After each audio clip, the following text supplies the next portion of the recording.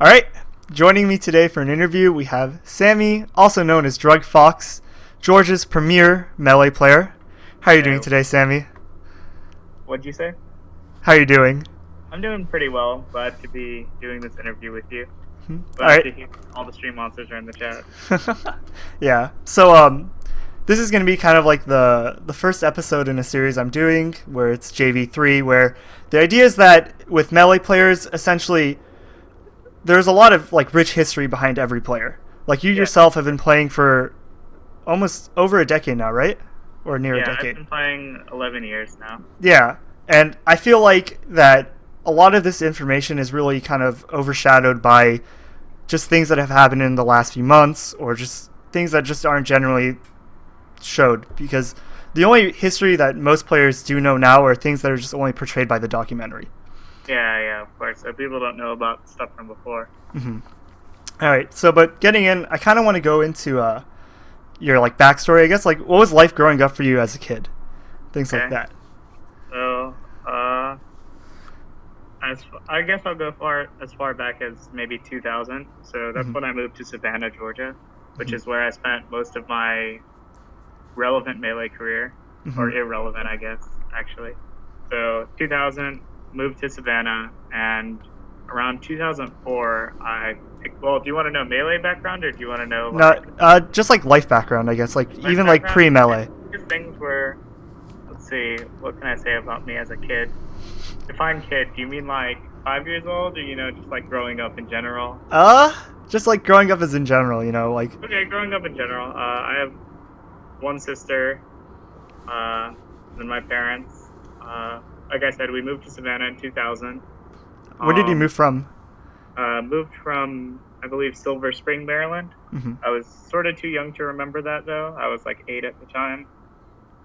I have very, very vague memories of Maryland, but not much more than that. I have a Mm-hmm. lot more memories of Savannah. Growing up, I used to always play sports, Mm-hmm. particularly soccer and basketball, but also other ones. So I sort of did that my entire life growing up. That was a big part of my life. Mm-hmm. I'd actually say with soccer, that was probably the first time my parents noticed that I was like really passionate of just about like whatever I choose to do. So that shows obviously with melee, but like anytime I decide to do something, I put in a lot of time into it. And Mm-hmm. melee is no exception, but it's not. It's also not anything new. I've always been that way. Okay. What about like your first exposure to games in general? Did you like what was like the first game that you played, and like how about like the first game that you decided to try and play competitively? Okay, that's a good one. First game I played. Okay, so I have two different memories. I don't know which one came first. So my background's Middle Eastern, and I used to Mm-hmm. visit my relatives there when I was younger. And one of my first memories is my older cousins would always play some Street Fighter game, and I can't for the life of me remember which one. I must have been like 4 years old. But that's one of my first memories, and I used to play with them. And it was the whole like my older cousins wouldn't tell me how to do the cool moves. Like I just remember like a big beam, so it was probably like a Ryu super that like I couldn't remember at the time. And my other memory of one of the first games I played was probably playing like Pokemon games for like Game Boy Color and stuff when those first came out. Mm-hmm. So I remember playing like Pokemon Red and Blue as a child. And how about like a game that you played competitively for the first time? I believe Melee was the first game I took very seriously. Like I said, 2004, so I was Mm-hmm. 12 and a half years old or something. Okay. And before you kind of entered the competitive melee scene, did you just play it with friends, or was like the first time that you started playing melee is like, oh, you saw some competitive play and you became interested in Yeah. the game? Okay. So I didn't own Melee, unlike a lot of people, but it was always my favorite game. Mm-hmm. So I played Smash 64 as a kid, and I did own that. And Melee was just always the game that if I was hanging out with friends or if I was at like a cousin's place, we'd always break out Melee. I'd play with them, but I never owned it. So I did love Melee. And I remember there was a point whenever the PS2 came out. I don't exactly remember, but essentially the debate was there were all these PS2 games I wanted, right? And it was either I get a PS2 or a GameCube. And literally, I was like, I'm either going to buy a GameCube just to play Melee. And this was as a casual. So I would have only bought a GameCube to play Melee. I was never a big Nintendo fan or anything. Mm-hmm. Or I was going to buy a PS2 and get all the games I wanted. And my, like, 10-year-old self or whatever was like, you know, Melee is, like, the best game ever, but I guess I should probably get a PS2 and buy, like, these 20 games that I actually want to play over just Melee. Mm-hmm. But even as a casual, like Melee held so much value for me that it would be comparable to, like, buying a different system with, like, 20 games that I wanted instead of, like, GameCube just for Melee. And, you know, talking about Melee and your exposure to Melee, what was the first exposure that you had to competitive Melee? Okay, that's pretty easy. My friend, I don't know if you guys know who Articanus is, but he is currently a Marth main. He's really good, and I had met him in 7th grade, I think, and we were just talking one time, and Melee came up, and he just told me about Shine Blind, which was the DBR combo video by Zelgadin. And he told me, hey, there's this really cool video, like, let me show you it. Like, I'm sure, you know, we think we're pretty good, but, like, this is insane. So he showed me that, and that's how I got started. Mm-hmm. Pretty, like, typical story for back then. And, you know, who did you play with back at the start besides, like, Articanus? So it was him and then one other Smasher who doesn't have a tag because he doesn't really play and he didn't travel. His name was Greg, and he was one of our best friends. It was us three, and he was actually the best player between all of us for the first year or so. And the three of us were like the sort of trio for the first 4 or 5 years of playing. Okay. And how long was it until, like, you went to your first tournament? I mean, because, like, between your friends you guys played, but was it, like, immediately started competing, or you guys just played within your own small bubble? How was, like, the Georgia Melee scene in general at that time? So, for, I guess, small geography lesson, Savannah's about 4 hours away from literally everything. And, you know, I was 12 or 13, and I'm going to answer the chat for a second. Algebra, no, not that Greg. There's a different Greg. Fastest Rocket was my roommate in college. But, yeah. So Savannah's 4 hours away from everything. And as a kid, that means, you know, we can't drive anywhere. I'm 13 years old. My parents aren't going to let me go 4 hours to a tournament, right? So I think around 2006, maybe, we were like 14 or something. We convinced finally one of our friends' parents to actually drive us as a group to a tournament. And it was Laser for the Children 2. So we were like in our own bubble, like I told you, and those were the best times. We used to go on Smash boards and we used to talk, and like everyone in Georgia Melee thought we were like, you know, the neighborhood kids who weren't good or whatever. It was great, and like no one believed we were good. I mean, why would they? We went to our first tournament in 2006, Laser for the Children 2. It was a charity tournament run by Konmi, rest in peace. He was a really sick Samus player who had a lot of cool stuff. But yeah, so that was our first tournament. It was awesome. And were there any notable players there that still play today, or? That still play today. So let's see. So who was there that still plays? Can I just talk about all the players that were there? That might be easier. Yeah.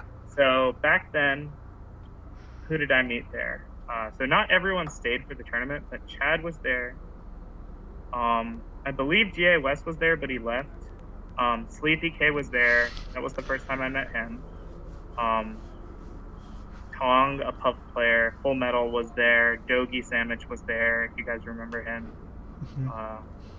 The player who won the tournament was actually named 112. He doesn't play anymore. But he was like one of the top yard players at the time. So those were some of the players to give you an idea. And how did you perform at the tournament? I got second at the tournament. Oh, really? Yeah, it was my first tournament that I remember, and I got second, and actually Articanus got third. And you were talking about how no one really believed that you guys would be good. And Yeah. How did Georgia Melee's perception about you guys change?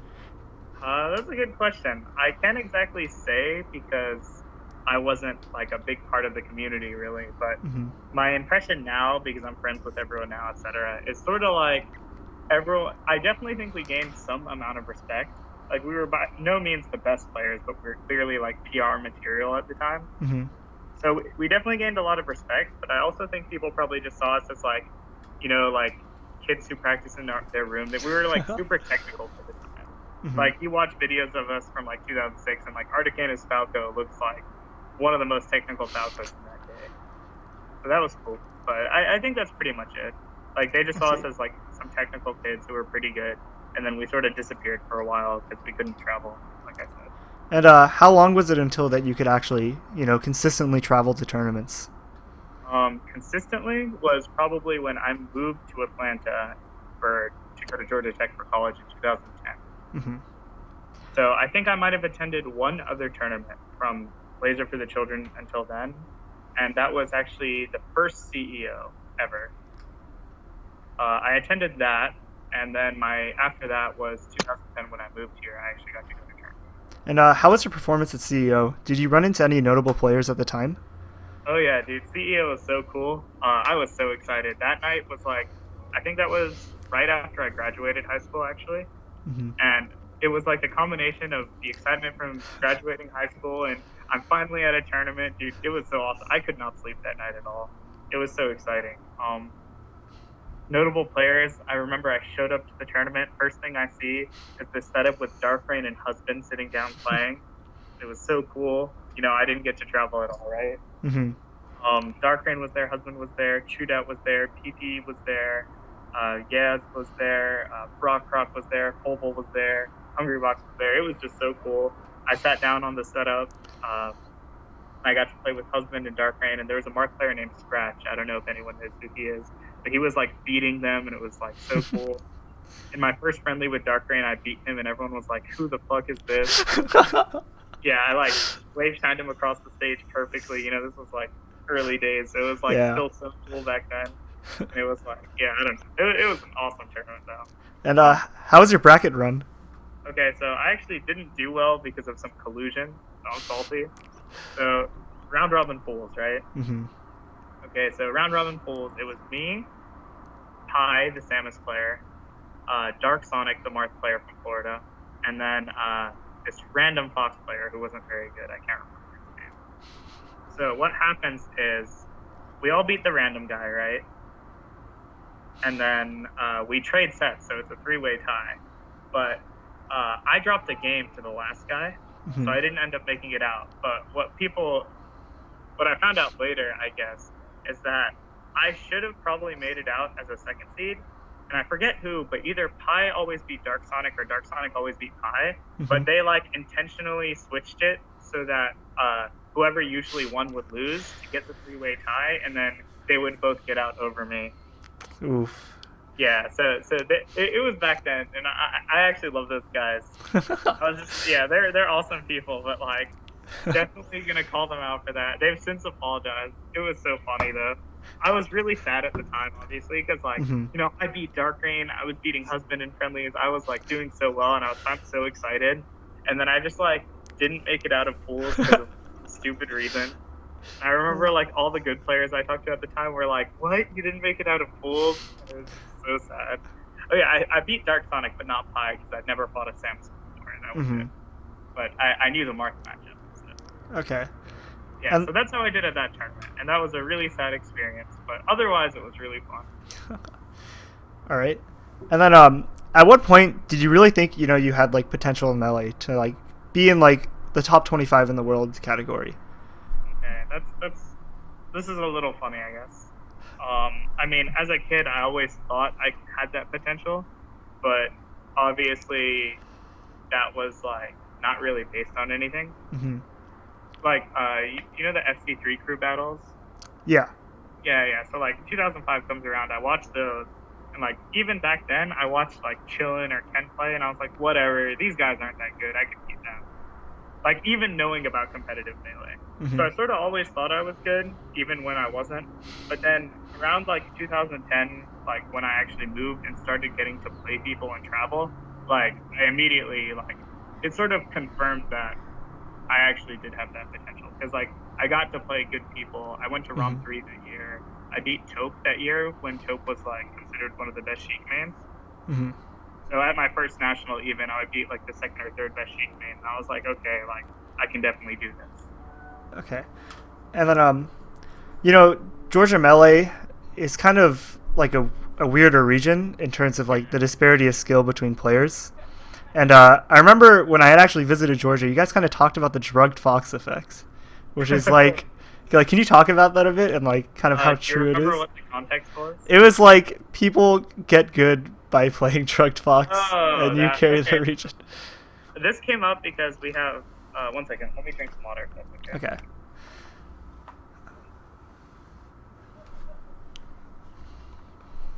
Okay, so Drugged Fox. That was so funny. So we have like a tier list, right? The Georgia Melee tier list. And the Georgia Melee tier list was like, it was a way to motivate. I forget whose idea it was. It might have been Sleepy's. It was a way to motivate non-PR players, essentially. The PR level players, we have the PR, and that's their motivation. Yeah. But for newer players, you know, they want to move from D tier to C tier to B tier, and that's like you can see yourself improve, right? Mm-hmm. And there was a conversation about like why people weren't improving at all, or like who's good, etc. And Dash Dance Dan was like, he came along and he was like, man, the only people that are in S tier are either people who were in S tier when the tier list was created, so already PR players, or people who played with Sammy for like a year or something. Mm-hmm. So it was like I played with Shangy, I played with K-Pan, I played with Ostentatious, I played with some other people, I played with RJ, and like all of those players that I played with a lot, like got good and they all became S tier players. And then like no one, like literally not a single player who hadn't played with me got to S tier who wasn't already in it. Mm-hmm. And then we're talking about other players' improvements, but like, how about yourself? Because what was it for you that was you were able to bring yourself to this like top 25 level? Because the amount of practice that you would have within Georgia wasn't like kind of comparable. Like, how did you get to the point where you are? I guess in terms of how I approached playing people, I could tell you that. Well, do you mean like my sort of 2015 rise where I started placing well, or do you mean more like how did I get good along the way to even get to that? Like 2015 rise. Okay, 2015 rise is, I've said it before, but it's strongly related to the fact that I graduated from Georgia Tech. I don't know if you've heard people talk about it, but Georgia Tech was just like a very tough experience for me. It's not even that it was hard or easy. It was just like a very draining experience. I used to joke with my friend that like what happens when you go to Georgia Tech is you just sell your soul for fast internet, and that's the whole deal. So you're just like a lifeless being, but at least you got fast internet. And the catch was that 2 years later they took away your fast internet, but never gave you your soul back. So graduating Georgia Tech essentially gave me my soul back. It actually motivated me a lot. I was much happier, and that's honestly the biggest reason I did well in 2015. And then in general, did you just mainly like practice tech by yourself, or did you find like your biggest improvements coming from playing out of region players before your 2015 jump? Up till that point, I guess the biggest thing is that I practiced tech a lot, like growing up. Like I said, we were from or like you said, like it was a little bubble, right? So, we all practiced our tech skills so much for the first like 6-7 years. Like I used to practice so much, but then after that, I'd say the biggest factor in my improvement is two things. One, I just always pushed myself to try to find the best thing to do, like not just what was working. So like, even if I played someone who, let's say, I knew they would F smash in a certain spot every time, right? I didn't just go out of my way to abuse that. I would imagine like what a better player might do, and I would try to beat the opponent who was F smashing while also taking into account like other options they might do. So that's one thing that helped me improve a lot. And I guess to get that mentality of trying to find the best things to do and stuff, what helped me with that is actually playing fighting games. I'd say there was like a 2 or 3 year period where I sort of quit Melee after 2012. I didn't play seriously for 2 years, 3 years till 2015 again. But in that time, I played fighting games, and I actually still improved a lot as a player through that. Yeah, you had a lot of playtime in Marvel and whatnot, right? Yeah, I mostly played Marvel, but I actually played like the majority of fighting games casually up till that point. So I actually always had an interest in fighting games. It's just Marvel was the first one I played competitively. Okay. And then throughout the years, you've gone through a lot of different characters. We've seen you play Fox to Sheik to Falco, and then recently at Battle of Five Gods, you went Fox, and you went really like close with Axe, which is really impressive considering it's been a while since we've seen you go only Fox at like such a large scale tournament. Yeah, anything. So like what was the cause for you to switch between the mains like throughout your melee journey? Okay, so I guess I'll start off by saying that my original main has always been about half Fox, half Falco. If you look up any VODs of me from 2010, 2011, you'll see half the VODs are Fox, half the VODs are Falco. So that's who I was up till that point, right? 2015 comes along, I graduated from Georgia Tech, and I'm like, all right, time to play Melee really seriously, right? So what do? I go practice tech skill every day for like a month. Shortly afterwards, I realized my hands couldn't handle that. So upon my hands starting to hurt, I decided, you know what? I've always loved Sheik a lot. So I've always played Sheik. I've always played Marn.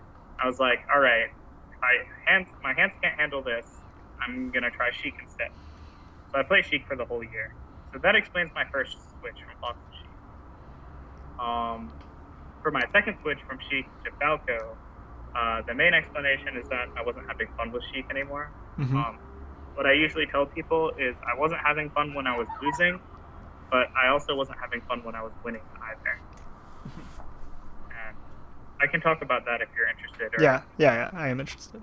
Okay, so reason I didn't have fun when I was losing is because I generally felt that when I lost, it was largely due to factors that either were out of my control or that, like, essentially, like, when it came to tech chasing, Mm-hmm. I felt that I was incredible at it, and I practiced it so hard to be good at it, and, like, in every friendly I played, like, it didn't matter how exhausted I was, I could tech chase perfectly, and to just lose, like, I guess the famous set is, like, me losing to auto 4 different times with Sheik, and it was just so frustrating knowing that I put all that practice in, and, like, at the end of the day, I can step into a tournament and, like, not be able to execute what I put so much time into. Mm-hmm.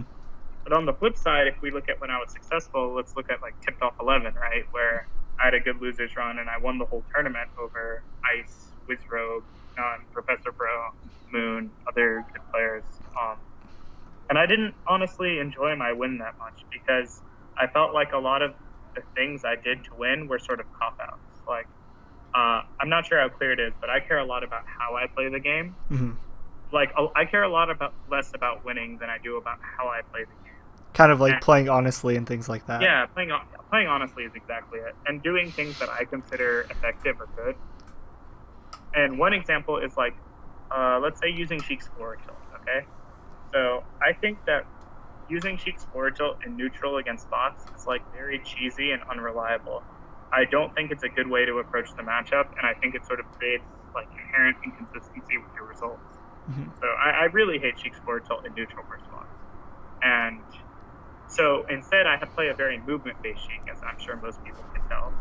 And there was a point at Tipped Off where the more I focused on, like, playing the way I wanted to, which is maybe how you've seen me try to play versus Auto, and when I played SPAT, when I played Cobol, like, I'm trying to do this. And honestly, it creates a lot of stress and pressure for me. So when I finally do get to my punish game, I tend to drop it because there are so many other factors. Mm-hmm. At Tipped Off, I just sort of said, fuck it. And I did. If I knew my opponent was going to do something and I could beat it with, like, a forward tilt or something, I'd just do it. Well, normally I don't do that because I don't think it's the right thing to do. And at Tipped Off, I did that. The easy way to win, essentially. Mm-hmm. And I actually played really well, and I won. And after the initial excitement of winning, I was like, man, that's not how I wanted to win at all, you know? Mm-hmm. So when I won and I wasn't happy, and then I went to drop zone, and I played amazing up until auto, and then I lost to him, and I wasn't happy when I lost either. I was like, well, I just had my biggest win ever, and I wasn't happy, and I just had one of my most disappointing losses ever, and I wasn't happy. So why am I even playing this character if I can't be happy with it? Okay. And then yeah, go ahead. Over the last few years too, we've seen, you know, you've had like some like consistency issues where, you know, your peaks are almost beating Leffen at Evo, and then you've had some like losses to players like Drunk Sloth and Gar. And Yeah. what do you feel is like a cause of this consistency problem? Well, I will say that, how do I put this? I guess I don't view myself as inconsistent as everyone else does because I've only really had 2 losses that I'd consider bad. And having only 2 isn't that big a deal, in my opinion. One was to Ginger at Big House, right? And one was to Drunk Sloth. And I think that my loss to Drunk Sloth was very justifiable because, one, I think he's really good, which I guess to most people, they're like, oh, who's Drunk Sloth? He's just this random, right? But I actually think Jay is really good. That's his name. Drunk Sloth's really good. And on top of that, it's Sheik Ices, which I do believe Sheik wins, but it's a very, very, very, very difficult matchup. So, like, let's say, I don't know, Mango lost to, like, a player considered slightly worse than him, like Pluck, right? That wouldn't be viewed as particularly inconsistent. It'd just be like, oh, Mango didn't play his best and Pluck played pretty well, right? But in Sheik Ices, I feel like it's sort of the same thing where if Sheik just doesn't play her best and the Ices plays well, the matchup becomes like absurdly difficult. So I guess that's my main explanation for losing to Drunk Sloth. I just played like, instead of playing a 9 out of 10, which is what I should do, maybe I played a 6 or a 7, which is still pretty decent. It's just in that matchup, playing a 6 out of 10 means you get completely wrecked. Does that make sense? Yeah, no, it makes sense. Yeah, and then my Ginger loss is like an actual inconsistency. I admit that. But I guess I feel like, you know, if in a whole year of traveling, I only had one big bad loss, then like that's not that big a deal to me compared to like other top players. Whereas I think other top players have had way more random losses. And talking about like a little bit about Sheik Ices, you and Laudandis are probably like the only 2 Sheik mains who have like a high level win in the matchup. Yeah. Do you feel like in the coming years that matchup is going to become more, like it's going to become better for Sheik? Because like we're seeing Faceroll who's doing pretty well against like SoCal's Residents Ices and things like that. That's true. I'm not exactly sure. It sort of depends on the Sheik main. So there's 2 options, right? They either stick it out with Sheik or they switch characters. And as Smash becomes bigger and bigger, there's less and less of a reason to like rely on like a matchup that's like maybe slightly in your favor or something when you could be playing an easier matchup. But if the Sheik mains do decide to stick it out, then yes, I do think the matchup will improve for Sheik a lot. It just depends on whether or not they are dedicated to Sheik. Because I absolutely do think Sheik wins. It's just the struggle is very real for that matchup, and you have to know a lot of things and play very cleanly consistently. On the flip side, though, I actually think the Ices players are not very good at the matchup at the moment, which is actually pretty weird. So maybe, if anything, 2016 will be the year that Ices players step it up in the matchup. And then you were saying kind of like as Melee gets bigger, how do you feel about like kind of the pressures that have come that now that you're getting these big wins and you're placing, you're getting invited to these invitationals? How do you feel about the public expectations that are on you, like the pressure to perform and stuff? I guess ultimately I do play the game mostly for myself, so I'd say 90% of scenarios it doesn't particularly affect me. But at the same time, I think that getting good, so I am dedicating myself to Fox now, and I think getting good with Fox will be harder because of that pressure that you talked about, because when I was getting good with Sheik, like, there were literally 0 expectations from anyone but myself and my friends, right? But with Fox, it'll be harder because I'm already perceived to be this top 25 player. And I don't expect my Fox to perform at a top 25 level, you know, for maybe 2 or 3 months. And I think that's perfectly reasonable. But, you know, the general viewing population of Melee does not find that reasonable at all. I should be expected to place just as well as I always did, otherwise I'm a fraud. And I do think that will slightly make my character switch a little harder on me. But once I feel comfortable with Fox in tournament, all that pressure won't really matter anymore. And then besides like switching into like a new character, what do you think is holding you back from breaking into like the god status like of the top 6 and where you can be consistently taking sets off the top 6 players? that's a good question. I think I really think a lot of the improvement for the game for me has to come from out of the game, not in the game. Mm-hmm. And one of the biggest things that would help me like get to that level would just be dedicating myself so much more. So this is actually sort of reminiscent of the thing I said with the DruggedFox effect and what Dash Dance Dan said. So if we look at our god level players, right? Mm-hmm.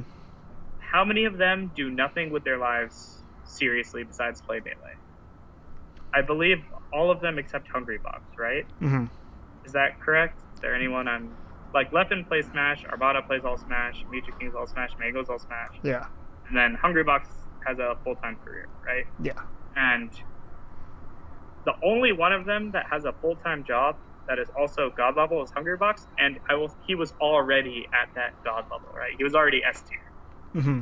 So I guess there's been zero evidence to me that someone can enter into that skill level at this point in time in the game without without like fully dedicating themselves to the game, because they sort of have to play catch up, right? Yeah. You already have these god level players, and it's like you have to ascend to their level, and that's really hard without fully dedicating your time and effort. So I guess I'm at this point where I think if I fully embrace Smash as it gets bigger, and I'm like, okay, I'm going to put all my time into Smash, I'm going to travel to every tournament I can, then I think that will be enough to get to the next level. Mm-hmm. And I don't think that's just true for me. I think that's true for a lot of the players who are sort of on the cusp of getting there. Mm-hmm. And then, do you think that this gap is just going to get larger, though, as the year goes on, where you have these players who are fully dedicated, and then there are players like yourself in this like weird zone where you're kind of on the cusp, but in order to break it, you have to dedicate time. Do you think that as the gap gets larger, it's going to be harder for people to break through? So for me personally, I don't think there's going to be like a larger and larger gap between like me and Armada, but I do think what you said is true, where it's going to get so hard for the newer players coming up, right? Because as Smash gets bigger, it's like, our top 20, 30 players, maybe that we can afford to be fully dedicated to Smash, right? Mm-hmm. But our newer players, you've only been playing a year, and you're maybe like halfway through college or something, like you're not exactly in a position to drop everything and dedicate yourself to Smash. Yeah. So I am sort of worried about, like, as we get more and more esports, there's going to be a bigger divide in both skill and in opportunities between our top players and our like up-and-comers. Like, I do think it'll be insanely difficult for like imagine players who aren't on the top 100 now, but who really do have the potential to maybe be a top 20 player. Like, can that really happen when, like, you look at, I don't know who, like Westballs or something, like he travels to all these tournaments, competes all the time, and you compare that to someone who's like maybe working a full-time job or a full-time student, like, yeah, you're already maybe like 2 to 3 skill tiers worse. How are you going to even like not only keep up with that, but catch up to that? It does seem like a problem to me. And where do you see yourself generally taking Melee in like the next few years? Like, where do you see yourself being? Like, what are your goals? Yeah, that's a really good question, because that's what I don't know the answer to. I've honestly been thinking about it a lot, and I'm at this point where, like, I really, really, really, really, really want to take Smash seriously, and if I can make Smash a full-time endeavor, then that is something I want to do.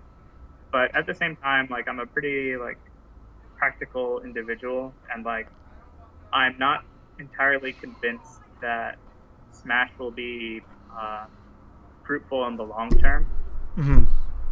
If I see any evidence, I guess, that Smash can be something reliable for me more than 1 or 2 years down the line, then for the next 2 years, I will absolutely just, like, Melee will be everything I do. And what do you think is kind of that evidence that you need to see? I guess what we need in Smash is maybe seeing money in the game. Like, I don't play for money, I never have, but, like, if I do want to put that dedication into Smash and nothing else, then, like, I do need to see that, like, money, not just for a prize pool for the top 3, but, like, going to a major and getting top 16 has to be, like, enough for players to want to travel. Maybe sponsors need to come out and, like, Smash players would have to start getting, like, salaries that are enough to, like, actually live off of, right? Yeah. obviously I'm not going to wait for that to happen and then take it seriously. I'm going to start taking it seriously now. But like, if Nintendo embraces Smash, or if big companies start getting into the game, maybe sponsors, I'm sure like Mango makes enough off Smash, but maybe we see our top 10, top 15 players like getting bigger sponsorships or stuff like that. That would definitely be a really good sign. Yeah, I guess it's like some things people don't really realize is like, like Evo 2014. I think Silent Wolf made like $100, which was like he got top 8 at like. He beat Leffen, right? I think he did. He got top 8 to get to top 8. Yeah, but he got top 8 at like one of the largest tournaments of all time, and that was barely enough to cover his entry fee. Yeah, for sure. That's not enough if Smash is gonna get big. I do think it is getting big, and I know for a fact that we have people like who are working at Twitch or like Tafakins. Like, I've talked to them, and like these are people who are working hard behind the scenes to like make Melee bigger, right? Yeah. And we've seen things like I believe Nintendo endorsed Genesis, right? Yeah. There was stuff like that, and people are like, "What is this about?" And I mean, I don't know the details, but I'm hoping that these are all really good signs. And I trust the people we have working in Smash to make it bigger. So I'm hoping maybe within a year we'll really see some changes. All right. That's about it for the questions I have today. Are there any like shout outs you want to give, final words, anything like that? Definitely shout outs to you for doing this interview. I always love doing interviews, and I hope like your series gets kicked off well with this. Shout outs to TGL, my current sponsor. They actually take really good care of me, and I had a lot of fun in Miami this weekend. And then also shout outs to all the people I ever talked to about Smash or played Smash with. Like, I will say that having a really strong circle of Smash friends to talk about the game with, to play the game with, like, that's really what keeps me into Smash. Like, it's not just the game itself. It's all the people who like help me get good. Like, if I didn't have so many people to talk about the game with and practice with all the time, there's no way I'd be good now. All right. So thank you for joining me. You can follow Sammy on Twitter at DruggedFox. Do you also stream right now? I've lately been streaming, yeah. All right, and what is your Twitch channel? Is it also DruggedFox? Pretty much any YouTube, social media, Twitch will be DruggedFox. All right. And you can follow me at SDAshkon. We're going to have another small segment, which is kind of like an after-hours non-esports questions with the chat. If you're watching on YouTube, I'll have an annotation link and a link in the description. But otherwise, thank you for joining me today, Sammy, and it was a good interview.